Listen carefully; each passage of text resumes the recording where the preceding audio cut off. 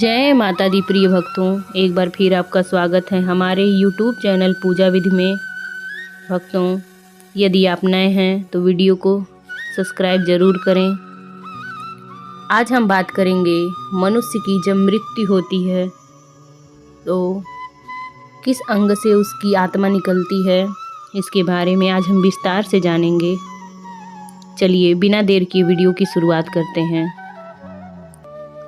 आप लोग जानते हैं कि मनुष्य की 7 द्वार सिर, मुख, कान, नाक, मुंह तथा 2 द्वार शरीर के निचले हिस्से में होते हैं, गुद्दा और जननेंद्रिय। इसके अतिरिक्त एक 10वां द्वार भी होता है जिसे ब्रह्मार्थ कहते हैं। भक्तों, आइए जानते हैं आँखों से जब प्राण निकलता है तो कैसा होता है।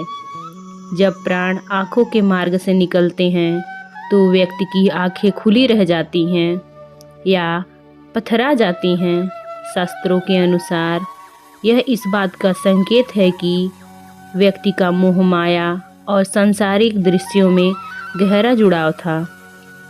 ज्योतिष दृष्टि से इसे माध्यम गति माना जाता है, जहाँ जीवात्मा पुनः मृत्यु लोक में जन्म ले सकती है। अब आइए जानते हैं जब प्राण कानों से निकलता है। अगर मृत्यु के समय प्राण कानों बाहर आता है तो यह माना जाता है कि व्यक्ति ने जीवन भर ज्ञान अर्जन किया था या धार्मिक श्रवण में रुचि रही। हालांकि यह भी सामान्य सांसारिक गति का ही परिचायक है। अब जानते हैं मुंह से प्राण निकलना। मुंह से प्राण निकलना सबसे सामान्य माना जाता है। अगर कोई व्यक्ति शांत स्वभाव से मुख खोलकर प्राण त्यागता है तो इसे शुभ माना जाता है। ऐसा लोग अक्सर पृथ्वी पर वापस आते हैं, लेकिन एक अच्छे और धार्मिक परिवेश में जन्म लेते हैं। अब जानते हैं नाक से प्राण निकलता है। भक्तों, यदि नाक से प्राण निकलता है, नाक के छिद्रों से प्राणों का जाना योग और प्राणायाम का अभ्यास करने वाले व्यक्तियों में देखा जा सकता है। इसे एक संतुलित जीवन का संकेत माना जाता है।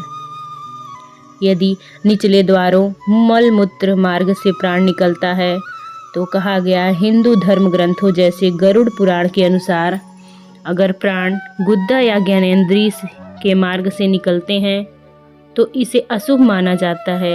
यह संकेत देता है कि व्यक्ति ने जीवन भर तामसिक कर्म किए या वह अत्यधिक वासना और निम्न प्रवृत्ति में लिप्त रहा। ऐसे जीव को अक्सर कष्टकारी गतियों या निम्न योनियों का सामना करना पड़ता है। सबसे श्रेष्ठ मार्ग है ब्रह्मार्थ, 10वां द्वार। यूँ तो शरीर के 9 द्वार प्रसिद्ध हैं भक्तों, लेकिन योगियों और ऋषियों के लिए एक 10वां द्वार अत्यंत महत्वपूर्ण है, जो शरीर के शीर्ष तालु पर होता है।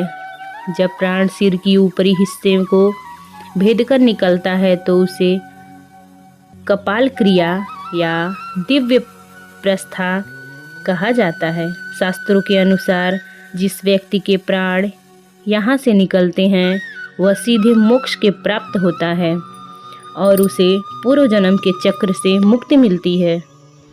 भक्तों, ज्योतिषी के अनुसार इसे कुंडली के मोक्ष भाव की अत्यंत शुभ स्थिति और बृहस्पति की कृपा से जोड़ा जा सकता है। भक्तों, अगर आपको यह कहानी अच्छी लगी हो तो इसे शेयर ज़रूर करें। ऐसे ही अन्य स्टोरी के लिए हमारे चैनल को लाइक और सब्सक्राइब ज़रूर करें।